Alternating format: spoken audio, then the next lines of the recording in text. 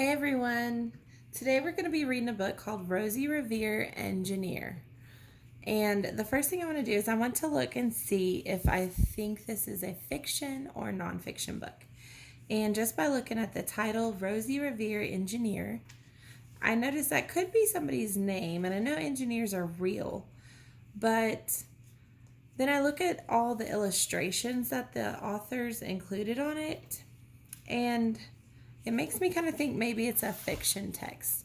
So we're just going to kind of skim through the book. And I notice I see lots of illustrations. I don't really see anything that looks like information, like photographs or maps, diagrams, like captions, headers. So I think this is probably going to be a fiction story. And I know that I'm going to read fiction stories to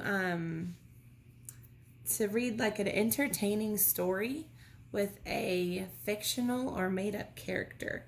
And normally I read fiction stories to learn a lesson. I know the author normally tries to teach me a lesson. So I think my purpose for reading this book is going to be to read an interesting or entertaining story because this looks very interesting. I'm not sure what's going on here, but I kind of wonder why she's holding this string that's tied to his pants, and his pants are kind of blown up like a balloon.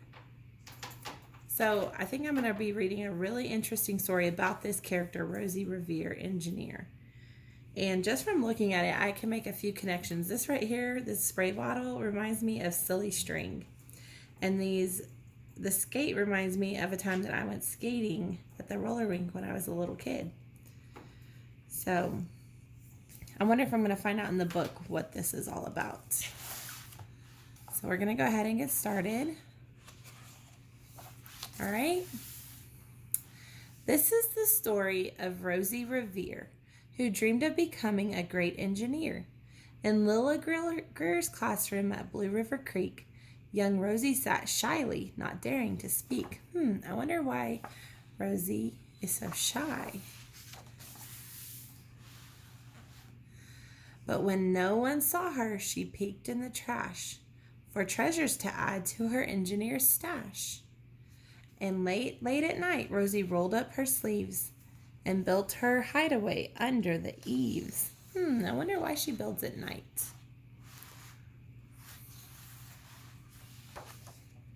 Oh, wow, look at all these. I wonder what they are. Alone in her attic, the moon high above, dear Rosie made gadgets and gizmos she loved. And when she grew sleepy, she hid her machines far under the bed where they'd never be seen. Well, I know I hide stuff when I'm either wanting to surprise somebody with a special present or if I don't want it to get messed up or stolen. When Rosie was young, she had not been so shy. She worked with her hair swooping over one eye and made fine inventions for uncles and aunts, a hot dog dispenser and helium pants. Now I know why she's so shy. Or I know at one point she wasn't as shy as she is now. But I wonder why. What happened? I bet something had to happen to make her so shy. So like she looked really happy right there. And now I know what that was. They were helium pants. So it's kind of like a big balloon.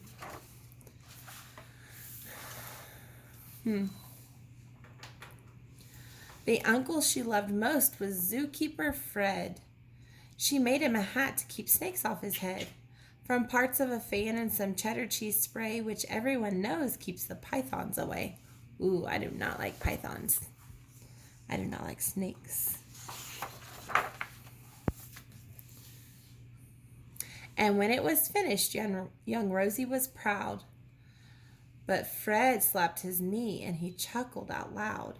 He laughed till he wheezed and his eyes filled with tears, all to the horror of Rosie Revere, who stood there embarrassed, perplexed, and dismayed. She looked at the cheese hat and then looked away. I love it, Fred hooted. Oh, truly I do. But Rosie Revere knew that could not be true. She stuck the cheese hat on the back of her shelf, and after that day, kept her dreams to herself. Oh, now we know why she was so shy. And she builds her gizmos and gadgets by herself because her uncle didn't make her feel very good about herself. And that's how it went until one autumn day her oldest relation showed up for a stay. Her great-great-aunt Rose was a true dynamo who'd worked building airplanes a long time ago. She told Rosie tales of things she had done and goals she had checked off her list one by one. She gave a sad smile as she looked to the sky. The only thrill left on my list is to fly. But time never lingers as long as it seems. I'll chalk that one up to an old lady's dreams. I bet her aunt thinks that she'll just never be able to fly, even though she got to work on airplanes. That night, as Rosie lay wide-eyed in bed, a daring idea crept into her head. Could she build a gizmo to help her aunt fly? She looked at the cheese hat and said, "No, not I." But questions are tricky and some hold on tight, and this one kept Rosie awake through the night. So when dawn approached and red streaks lit the sky, young Rosie knew just how to make her aunt fly. All these little rockets right here remind me of when I went to NASA, to the Space Center in Houston, and I got to see the rocket ships that they had there. She worked and she worked till the day was half done, then hauled her cheese copter out onto the lawn to give her invention a test just to see the ridiculous flop it might turn out to be. While I'm sitting here reading this, I just thought about something. Like all of these little inventions that kind of work and don't work, they remind me of another story I have read. I wonder if you've ever read it. Cloudy with a Chance at Meatballs. It's kind of like a text-to-text connection. Strapped into the cockpit, she flipped on the switch. The Helio cheese copter sputtered and twitched. It floated a moment and whirled round and round, then froze for a heartbeat and crashed to the ground.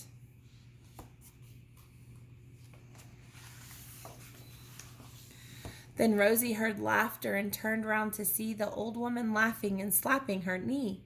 She laughed till she wheezed and her eyes filled with tears, all to the horror of Rosie Revere, who thought, "Oh no, never, not ever again will I try to build something to sputter or spin, or build with a lever, a switch, or a gear, and never will I be a great engineer." Oh no. I bet she feels like she failed again, and she's never going to want to build anything again.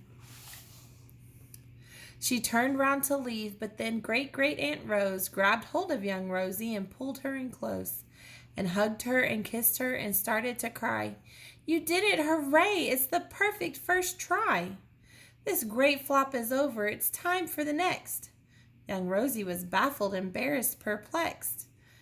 You know what? I feel like this is a really important part right here, because look at the look on her face. She's like confused, right? She's not sure what's going on. The last time somebody laughed, it was a bad thing. But now her aunt's telling her that she did a great job. "I failed," said dear Rosie. "It's just made of trash. Didn't you see it? The cheese copter crashed." "Yes," said her great aunt, "it crashed, that is true. But first it did just what it needed to do. Before it crashed, Rosie, before that, it flew."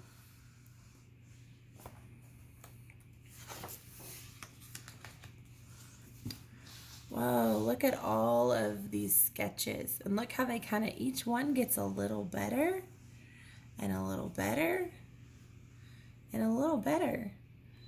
"Your brilliant first flop was a raging success. Come on, let's get busy and on to the next." She handed a notebook to Rosie Revere, who smiled at her aunt as it all became clear. Life might have its failures, but this was not it. The only true failure can come if you quit.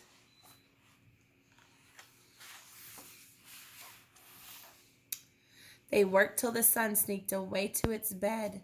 Aunt Rose tied her headscarf around Rosie's head and sent her to sleep with a smile ear to ear, to dream the bold dreams of a great engineer. I think Rosie learned a lesson.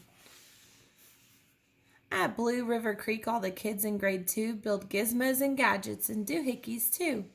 With each perfect failure, they all stand and cheer, but none quite as proudly as Rosie Revere. The end. So I made a few connections through that story, which is a really good thing that a reader should always do. Because if we're making connections, then we're thinking about what we're reading. I also asked several questions because there were several things in there that I was wondering, why is this going on? And a lot of times I found out what my answer was, or what the answer was to my question. And that's another thing that really good readers do. They ask questions. And they don't just do it like during the story. They ask questions and they think about stuff before they read. They think about it and ask questions during the reading and then afterwards. I wonder what else Rosie created after this. If the author were to keep writing it, what would she have made next? What do you think? I hope y'all enjoyed this story. I'll see y'all soon. Bye.